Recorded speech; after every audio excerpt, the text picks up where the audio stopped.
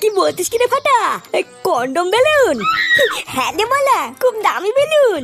আজকে সকালে আমি আর দাদু যখন টিভি দেখছিলাম তখন টিভিতে দেখলাম একটা মেয়ে দুধু বার করে দিয়ে ওই বেলুনের অ্যাডভার্টাইজ দিচ্ছিল।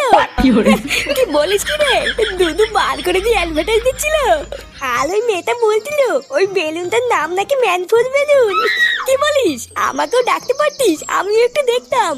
আমি তো বলা ঠিক করলে নিয়েছি, যে করেই হোক টাকা জোগাড় করে ওই বেলুনটা কিনবো। হ্যাঁ, তারপর আমি আর তুই সারাদিন খেলা করবো। চুদ না, আমি টাকা জোগাড় করে গায়ে ফাটিয়ে বেলুনটা কিনে আনবো আর তুমি খেলা করবে, তাই না? পালা, তুই যদি বেলুন কেনার জন্য টাকা দিস তাহলেই খেলতে দিব, না হলে দিব না। এইসব তুই কি বলছিস ফাটা? তুই আমার বন্ধু না? আমি জানি জানি, বন্ধু না বাল, ওই সবই পদমানের তাল। যদি কিছু টাকা দিস তাহলে খেলতে দিব, না হলে কিন্তু দিব না, বলে দিলাম।